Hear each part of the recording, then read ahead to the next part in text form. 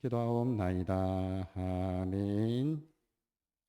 우리 함께 하나님 말씀을 찾겠습니다. 말씀은 고린도전서 10장 31절에서부터 33절, 고린도전서 6장 19절에서 20절 같이 말씀을 봉독하겠습니다. 그런즉 너희가 먹든지 마시든지 무엇을 하든지 다 하나님의 영광을 위하여 하라. 유대인에게나 헬라인에게나 하나님의 교회나 그치는 자가 되지 말고 나와 같이 모든 일에 모든 사람을 기쁘게 하여 자신의 유익을 구하지 아니하고 많은 사람의 유익을 구하여 그들로 구원을 받게 하라.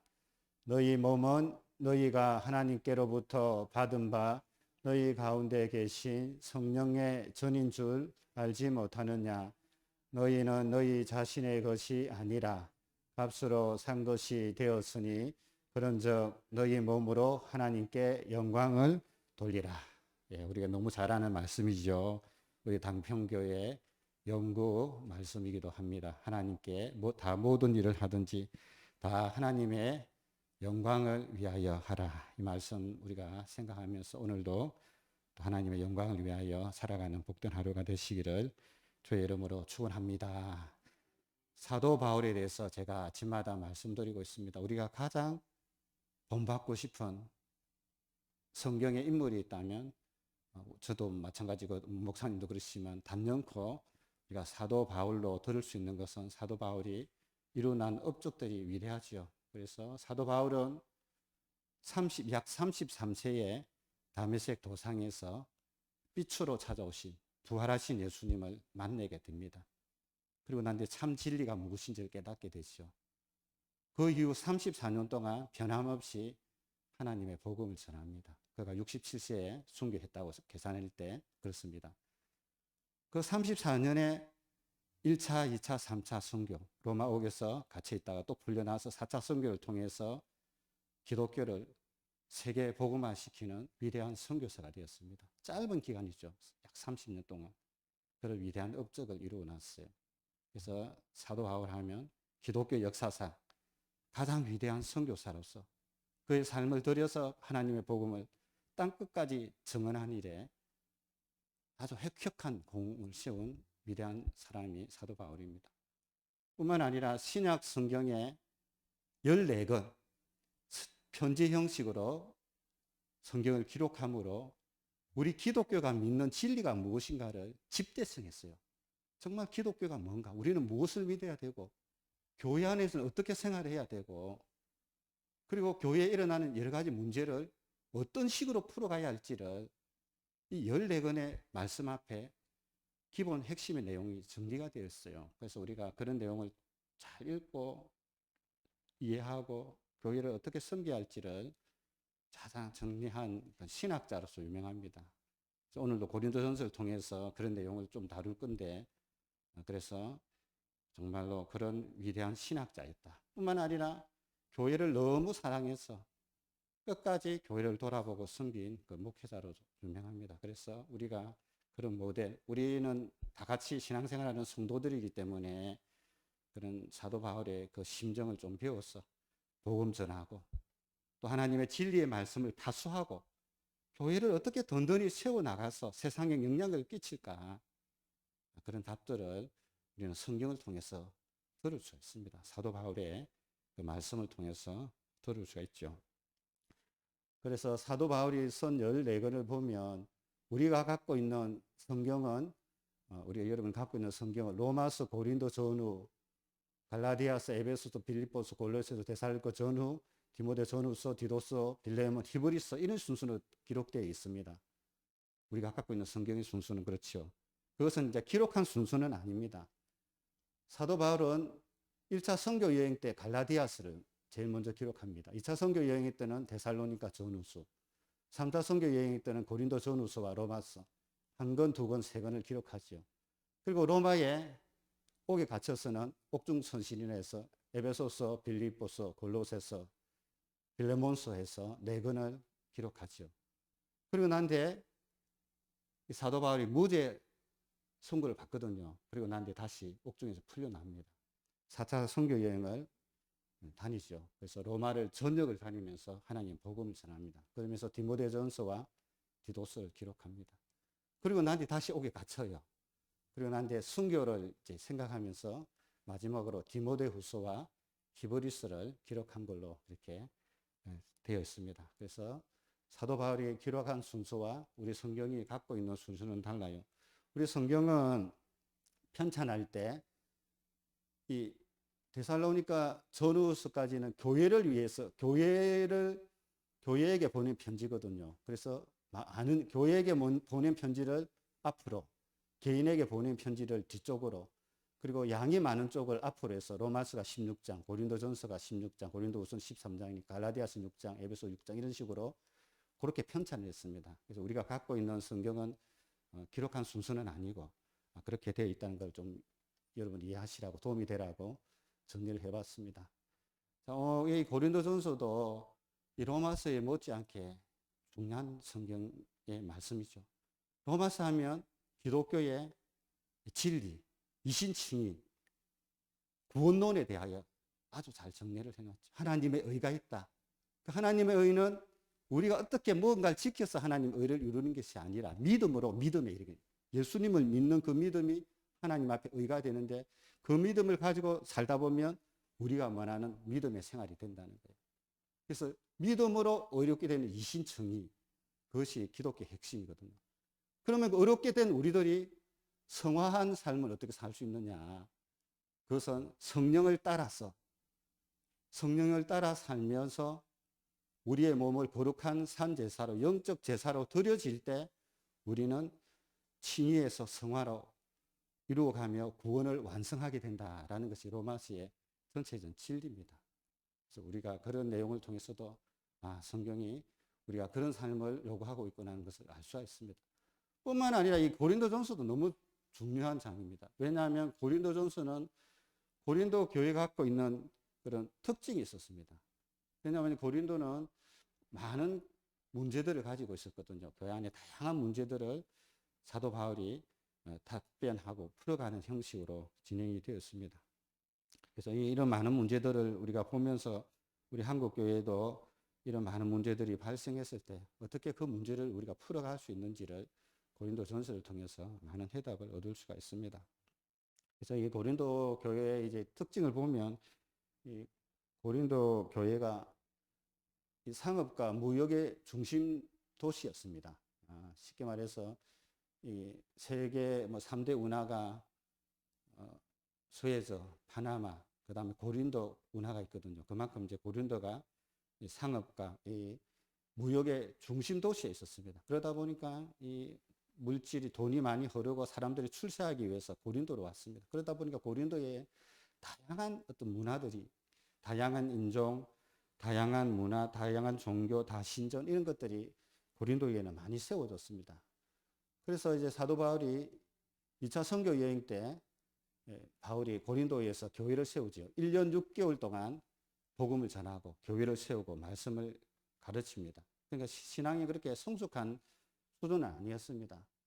그렇게 구성되어 있는 성도들이 모여서 교회를 끌어가다 보니까 아주 초신자 정도 수준밖에 안 되잖아요. 1년 6개월이니까. 거기에서 일어나는 다양한 문제가 이제 발생이 되어집니다.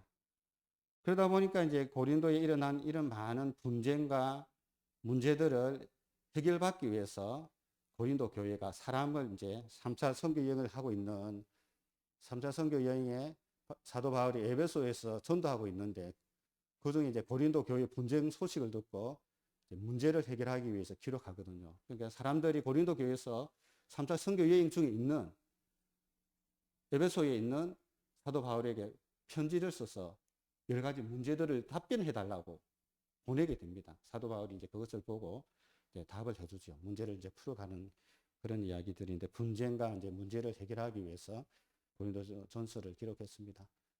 그래서 보면 이제 지도상 이 고린도가 여기 있는데 그리스와 터키, 여기가 이제 문화가 있습니다. 그러니까 이 문화가 남북이 동서가 결집되는 지역이기 때문에 다양한 문화, 그런 사람들이 모여드는 곳입니다.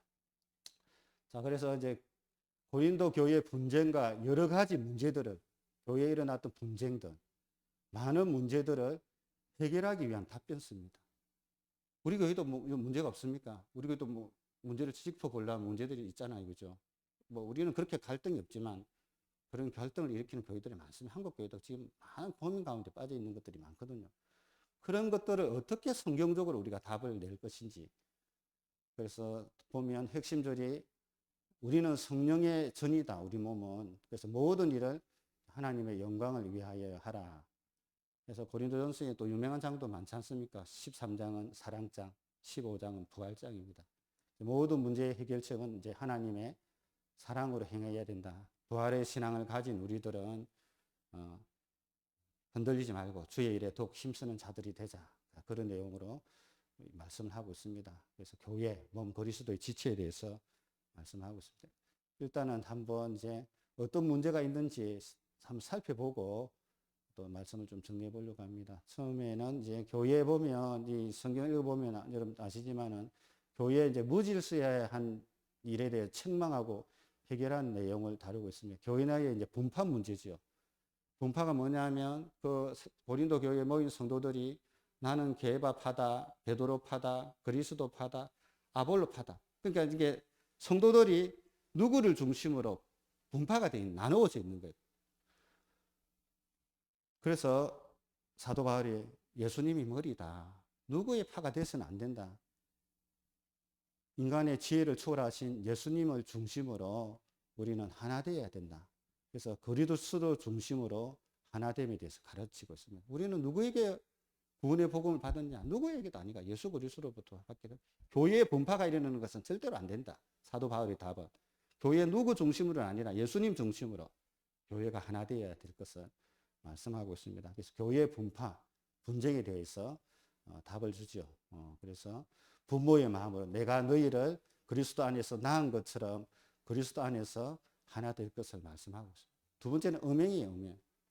계모와도 이렇게 근신상간하는 그런 성적 타락이 고린도 교회에서 많았습니다. 그렇다 보니까 음행에 대해서는 출교입니다, 출교. 이유 없다. 그런 자들은 당장 출교시켜야 된다.